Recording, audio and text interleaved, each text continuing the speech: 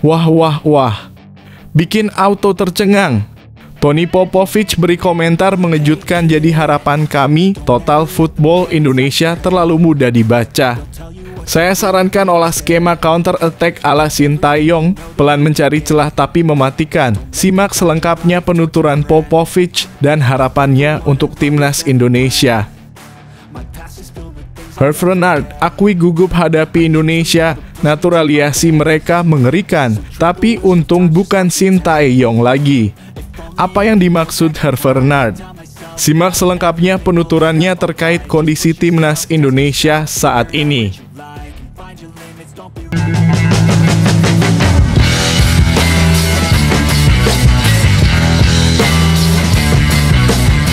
Sebelum kita lanjut ke berita terlengkapnya, alangkah mulianya bagi kalian untuk tekan tombol like, dan yang belum subscribe, tolong subscribe channel ini. Wah wah wah, bikin auto tercengang. Tony Popovich beri komentar mengejutkan, jadi harapan kami total football Indonesia terlalu mudah dibaca. Saya sarankan olah skema counter attack ala Sintayong, pelan mencari celah tapi mematikan. Simak selengkapnya penuturan Popovich dan harapannya untuk timnas Indonesia.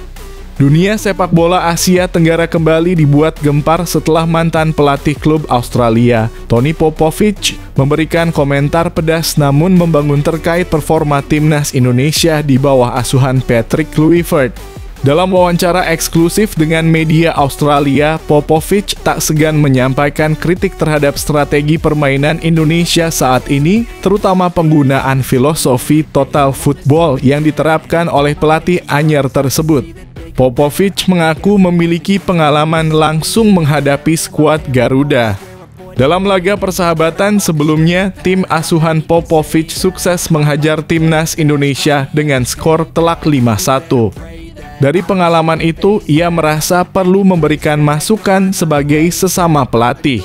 Saya sudah pernah bertemu dan mengalahkan mereka dengan skor besar.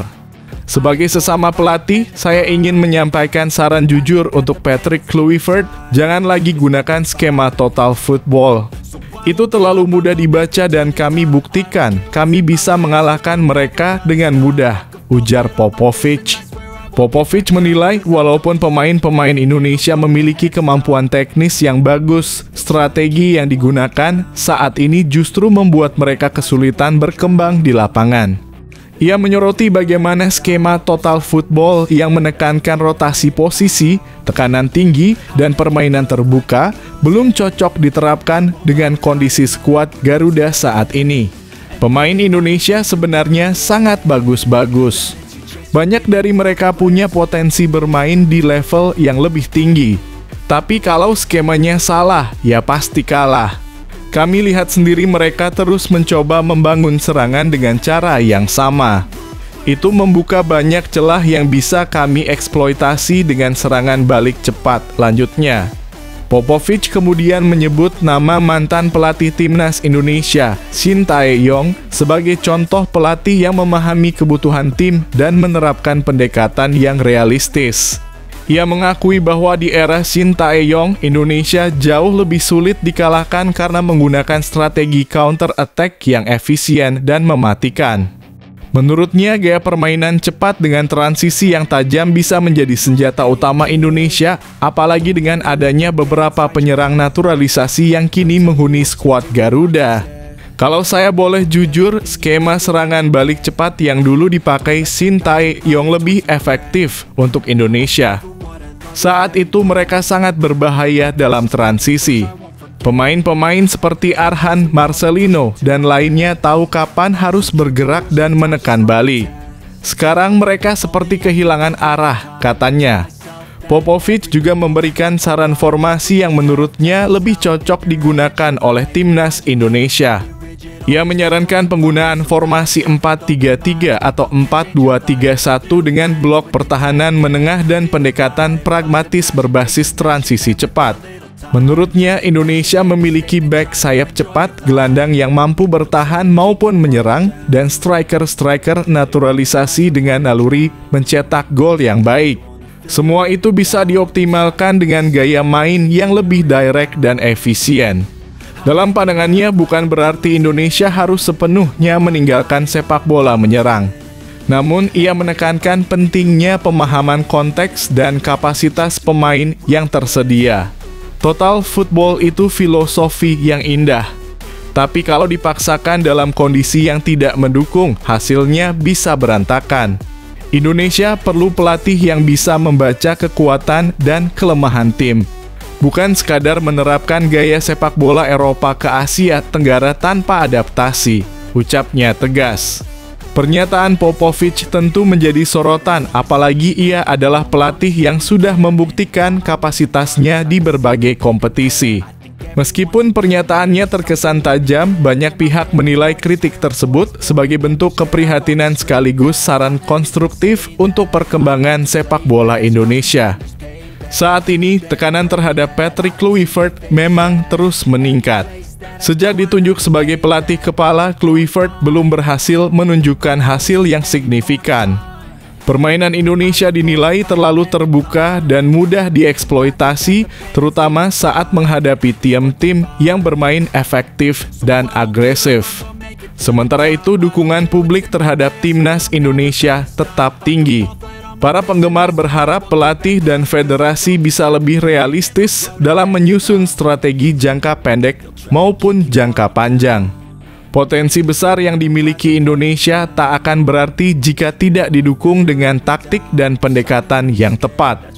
Popovich menutup komentarnya dengan harapan agar Indonesia bisa segera menemukan kembali identitas permainan yang cocok, mengingat kualitas pemainnya sudah jauh lebih baik dibandingkan beberapa tahun lalu. Indonesia sekarang punya amunisi. Tinggal bagaimana nahodanya bisa membaca arah angin dengan bijak. Sepak bola bukan soal filosofi indah saja, tapi soal bagaimana memenangkan pertandingan dengan cerdas. Apakah Patrick Kluivert akan merespons kritik ini dengan melakukan penyesuaian strategi atau tetap percaya pada visinya sendiri? Publik Indonesia kini menunggu jawabannya di pertandingan-pertandingan selanjutnya.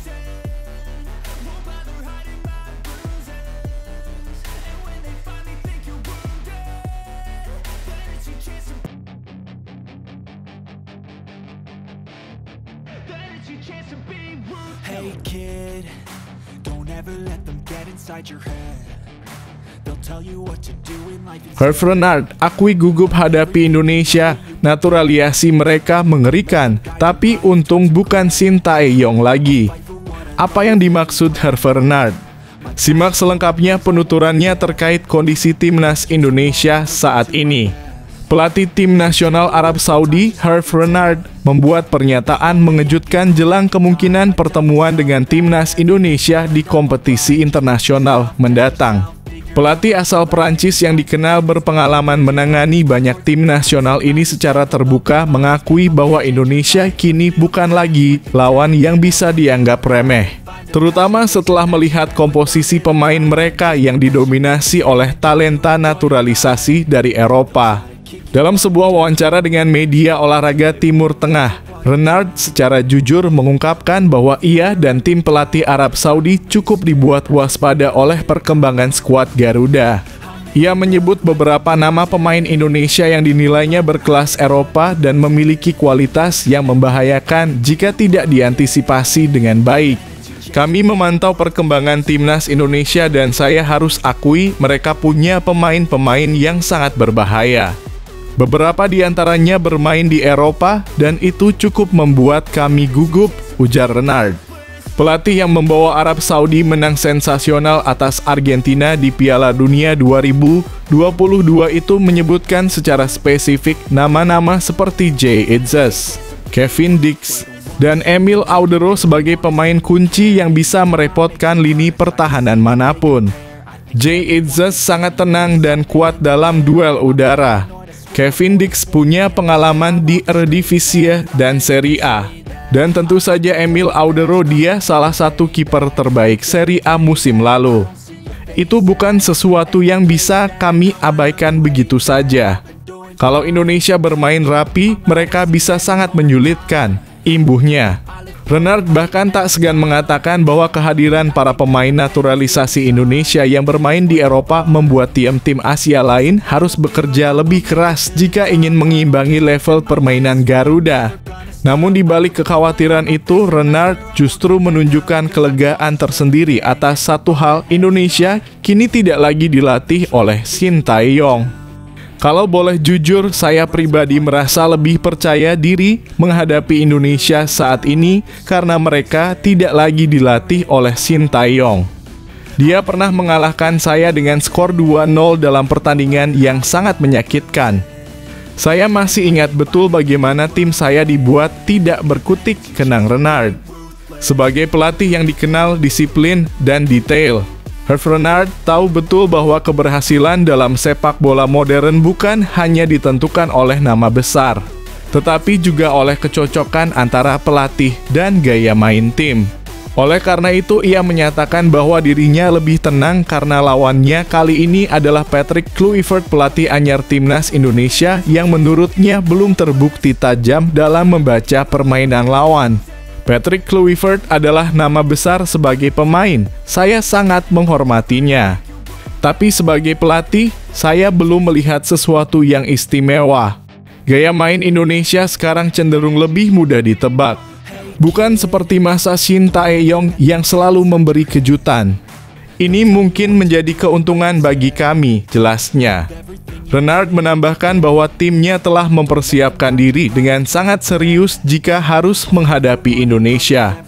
Mereka sudah menganalisis cara bermain para pemain naturalisasi Indonesia serta pola permainan yang diterapkan Kluivert di laga-laga terakhir. Timnas Arab Saudi sendiri memang tengah dalam fase transisi menuju Piala Dunia berikutnya.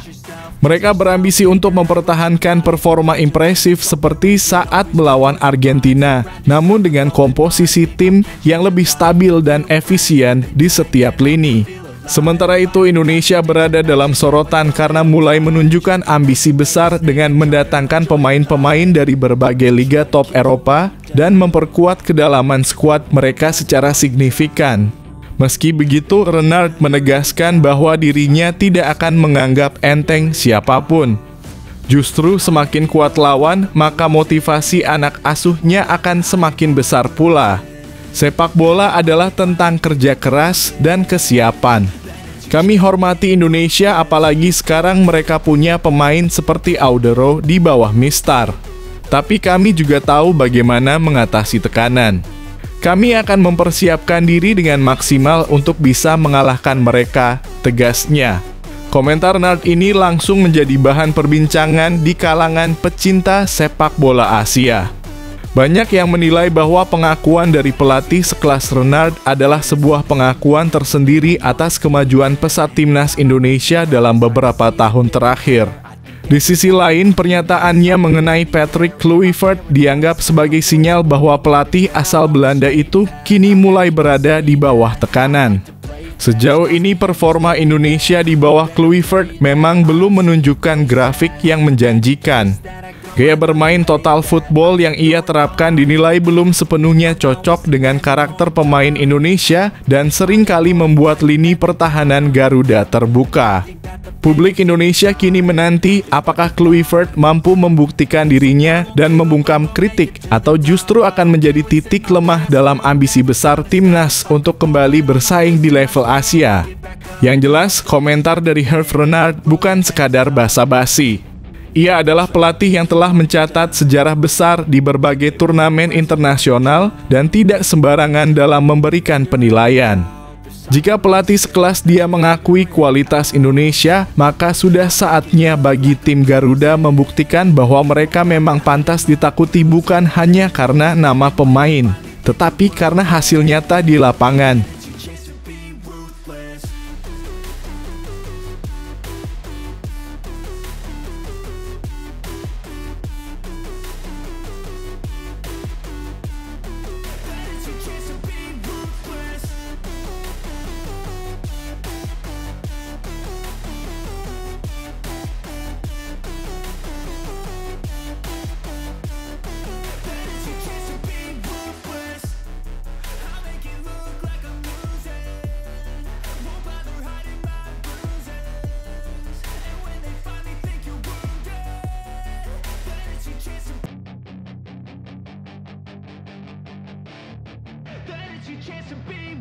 Hey kid, don't ever let them get inside your head. They'll tell you what to do in life instead of everything you know that you could get. Don't let them guide your life towards regret. I'll fight for what I love with every breath. My past is filled with things I won't forget. I use them all to push me to my best. So treat the worst of times just like a test. Menghela nafas panjang rasanya. Tak heran jika kurang chemistry. Patrick Kluivert pilih tonton Newcastle versus Barcelona demi anak, bukan pantau pemain timnas Indonesia jelang kualifikasi ronde 4 yang sudah di depan mata. Jika era STY sudah belusukan ke klub-klub pemain. Simak selengkapnya kabar mengejutkan ini. Menjelang laga penting kualifikasi Piala Dunia 2026 ronde keempat yang semakin dekat, publik pencinta sepak bola Indonesia mulai mempertanyakan keseriusan pelatih kepala timnas Indonesia, Patrick Kluivert. Pasalnya, alih-alih turun langsung memantau kondisi para pemain timnas yang tersebar di berbagai klub, Kluivert justru kedapatan hadir di stadion untuk menyaksikan laga kelompok umur Newcastle United kontra Barcelona, bukan untuk memantau pemain Indonesia, tapi demi menyaksikan sang anak, Sander Kluivert. Tentu saja ini menjadi sorotan publik. Bagaimana mungkin seorang pelatih tim nasional tidak memprioritaskan persiapan skuadnya menjelang laga penting? Apalagi ketika dibandingkan dengan pendekatan dari pelatih sebelumnya, Shin Tae-yong, perbedaan keduanya tampak sangat mencolok. Kurangnya chemistry, salah siapa? Salah satu masalah yang belakangan ini mencuat dalam permainan timnas Indonesia adalah chemistry antar pemain yang belum matang. Beberapa laga terakhir menunjukkan bahwa meski secara individu para pemain memiliki kualitas yang meningkat, namun kerja sama tim dan pemahaman satu sama lain masih tampak kurang padu. Pertanyaannya, bagaimana chemistry itu bisa terbentuk jika pelatih kepala sendiri kurang terlibat langsung dalam pemantauan dan komunikasi dengan pemain? Chemistry bukan sekadar latihan taktik di lapangan. Itu adalah hasil dari pendekatan personal, komunikasi intensif, serta kehadiran pelatih yang mampu membangun kepercayaan antar pemain dan antara pemain dengan pelatih. Ketidakhadiran Kluivert dalam proses ini tentu saja memicu kekhawatiran. Patrick Kluivert dan prioritas yang dipertanyakan Patrick Kluivert memang bukan sosok sembarangan. Namanya besar di Eropa sebagai mantan penyerang top Belanda dan Barcelona. Namun menjadi pelatih timnas bukan hanya soal reputasi, tapi juga soal komitmen. Dan ketika seorang pelatih memilih untuk menonton pertandingan demi sang anak alih-alih bekerja untuk timnas yang akan berlaga di pertandingan penting, maka sorotan tajam tidak bisa dihindari. Banyak yang bertanya-tanya apakah Kluivert benar-benar memahami pentingnya momen ini bagi sepak bola Indonesia. Kualifikasi ronde keempat Piala Dunia bukan hal kecil. Ini adalah tahapan penting yang bisa membawa Indonesia ke sejarah baru. Disinilah seharusnya semua sumber daya, energi, dan perhatian pelatih difokuskan. Bandingkan dengan Shin Tae-yong, keras, disiplin, dan total. Membandingkan dengan era Shin Tae-yong, perbedaannya sangat kentara. STY dikenal sebagai pelatih yang tak segan-segan mendatangi pemain di klubnya masing-masing baik di dalam maupun luar negeri untuk memastikan mereka tetap dalam kondisi prima. Ia bahkan tidak ragu menegur pemain yang tidak disiplin, bahkan mencoret mereka dari daftar skuad jika dianggap tidak memenuhi standar. Shin Tae-yong kerap terlihat di tribun penonton liga domestik mencatat detail kecil permainan pemain lokal. Ia pun beberapa kali terbang ke Korea Selatan, Eropa, bahkan Jepang untuk berdiskusi langsung dengan pelatih klub tempat anak-anak asuhnya bermain. Semua dilakukan demi satu tujuan, memastikan setiap pemain siap tempur secara fisik dan mental saat dipanggil membela merah putih. Ketegasannya membuahkan hasil, fisik pemain meningkat, mental lebih siap, dan yang terpenting, rasa hormat dan kedisiplinan tumbuh di dalam tim. Efek langsung ke lapangan tanpa perhatian dan pendekatan personal yang kuat dari pelatih bukan mustahil jika kondisi tim menjadi dingin. Hubungan antara pelatih dan pemain tak terbangun dengan baik, sehingga komunikasi pun tak mengalir dengan lancar. Akibatnya, saat laga berlangsung, pemain terlihat seperti kurang sinkron, keputusan terlambat, salah umpan, atau minim koordinasi antar lini. Inilah yang menjadi akar dari kurangnya chemistry di timnas saat ini. Hal yang tak bisa diatasi hanya dengan latihan taktik seminggu sebelum pertandingan. Butuh proses panjang dan pelatih seharusnya menjadi motor penggerak utamanya. Rasa cinta tanah air harus lebih dari sekadar kontrak bagi sebagian publik. Kehadiran Patrick Kluivert sebagai pelatih timnas membawa ekspektasi tinggi. Namun ekspektasi itu tak akan pernah terwujud tanpa totalitas. Sepak bola bukan hanya soal skill dan strategi, tapi juga soal komitmen dan rasa cinta terhadap tim yang dilatih. Tanpa itu mustahil sebuah tim bisa berkembang dan bermain dengan hati. Banyak yang berharap agar Kluivert mulai lebih serius dan menunjukkan perhatiannya kepada pemain-pemainnya. Jika tidak, bukan tidak mungkin chemistry akan makin buruk dan peluang lolos ke babak selanjutnya akan makin sulit diraih. Kesimpulan, chemistry tak bisa dibeli, tapi harus dibentuk. Timnas Indonesia saat ini memiliki skuad yang menjanjikan dengan talenta-talenta muda yang sedang naik daun. Tapi potensi itu hanya akan menjadi statistik jika tidak diramu dengan benar oleh pelatih. Chemistry adalah kunci dan itu hanya bisa tumbuh jika pelatih mau turun langsung, memahami pemain, dan menunjukkan bahwa ia ada bersama mereka. Kualifikasi ronde 4 sudah di depan mata. Saatnya Patrick Kluivert membuktikan bahwa ia bukan hanya datang ke Indonesia untuk menambah portofolio, tapi benar-benar ingin membawa Garuda terbang tinggi. Jika tidak, keraguan publik akan berubah menjadi kritik tajam yang sulit dibendung.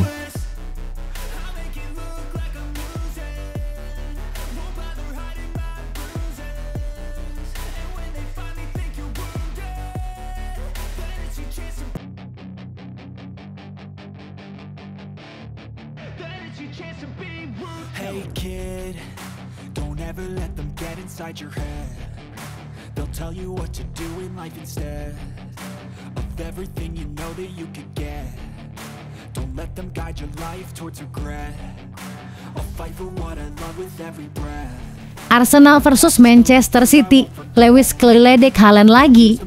Atau Haaland yang pupuskan harapan Arteta? Jelang duel panas Arsenal kontra Manchester City di pekan kelima Premier League 2025/2026, perhatian publik kembali tertuju pada Miles Lewis Kelly. Muda Arsenal itu pernah mencuri sorotan musim lalu usai meledek Erling Haaland. Apakah ia akan mengulanginya?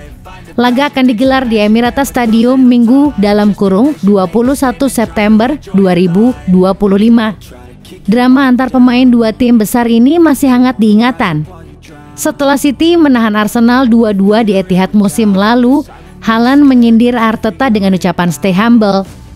Namun, di pertemuan berikutnya, Arsenal membalas lewat kemenangan telak 5-1 dan Lewis Kelly meniru selebrasi yoga Haaland usai mencetak gol. Balasan yang manis? Menanggapi momen tersebut, Arteta menegaskan bahwa timnya sudah belajar dari berbagai situasi emosional. Itu sudah lewat. Ada banyak hal seperti itu di masa lalu. Pengalamannya adalah untuk belajar dan berkembang, ujarnya. Menariknya, Skelly belum jadi starter musim ini, sementara Haaland tengah tajam dengan 5 gol dari 4 laga. Arsenal duduk di posisi 2 dengan 9 poin, unggul 3 angka dari City di peringkat 8. Akankah Lewis Kelly kembali jadi momok bagi Haaland, atau justru Haaland yang memupus harapan The Gunners musim ini? Yuk, tulis prediksi dan pendapatmu di kolom komentar.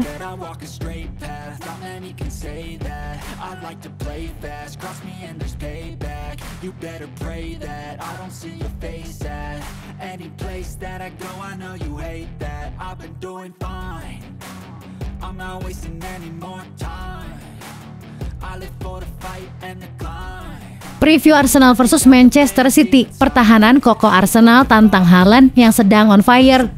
Laga seru akan tersaji di Emirates Stadium saat Arsenal menjamu Manchester City pada pekan kelima Premier League Minggu (21/9) pukul 22.30 waktu Indonesia Barat. Kedua tim datang dengan misi penting. Arsenal ingin menjaga konsistensi, sementara City berusaha bangkit dari start kurang meyakinkan. Arsenal saat ini menempati posisi kedua klasemen dengan 9 poin hasil dari 3 kemenangan dan 1 kekalahan. Di sisi lain, City berada di peringkat 8 dengan 6 poin dari 2 kemenangan dan 2 kekalahan. The Gunners tampil mengesankan di kandang, 3 kemenangan beruntun tanpa kebobolan, termasuk kemenangan 5-0 atas Leeds dan 3-0 atas Nottingham Forest. Arsenal juga sukses menang 2-0 atas Athletic Bilbao di Liga Champions. Satu-satunya kekalahan musim ini terjadi saat melawan Liverpool. Namun, mereka harus menghadapi Erling Haaland yang sedang dalam performa menakutkan. Haaland adalah top skor sementara liga dengan 5 gol, juga mencatat tembakan terbanyak (19) dan tembakan tepat sasaran terbanyak (8). Ia telah mencetak 4 gol dalam 6 laga melawan Arsenal dan total 19 gol dari 20 laga melawan tim London. Dapatkah lini belakang Arsenal menahan gempuran Haaland? Atau justru sang predator Norwegia yang mencuri panggung? Tulis prediksi kamu di kolom komentar. Don't let them guide your life towards regret. I'll fight for what I love with every breath. My past is filled with things I won't forget. I use them all to push me to my best. So treat the worst of times just like a test. If only I could go back in time, I'd tell myself that everything will end up alright. Just push yourself, test yourself, figure out what you like. Prediksi Arsenal versus Manchester City 21 September 2025, duel strategi Arteta versus Guardiola. Arsenal dan Manchester City akan saling berhadapan pada pekan kelima Premier League 2025/2026. Pertandingan seru ini digelar di Emirates Stadium pada Minggu 21 September 2025 pukul 22.30 waktu Indonesia Barat dan dapat disaksikan lewat live streaming di video. Laga besar awal musim ini mempertemukan dua kandidat kuat juara. Arsenal datang dengan percaya diri usai kemenangan besar 5-1 atas City di pertemuan terakhir di Emirates. Itu menjadi sinyal bahwa tim Arteta kini bukan sekadar pesaing, tetapi ancaman nyata bagi dominasi Guardiola. Dengan kedalaman skuad yang makin solid, Arsenal telah menunjukkan performa apik lewat kemenangan atas Bilbao dan Nottingham Forest. Namun, konsistensi tetap jadi kunci terlihat dari kekalahan tipis 0-1 dari Liverpool. Sementara itu, City masih mencari kestabilan. Meski belum sepenuhnya meyakinkan, dua kemenangan terakhir atas MU dan Napoli memberi secerca harapan. Tapi tekanan meningkat, City belum menang dalam 5 laga terakhir kontra Arsenal. Laga ini mungkin belum menentukan gelar, tapi bisa jadi momen penting bagi moral tim. Bagaimana menurut kamu? Siapa yang lebih unggul, strategi Arteta atau pengalaman Guardiola? Tulis pendapatmu di kolom komentar.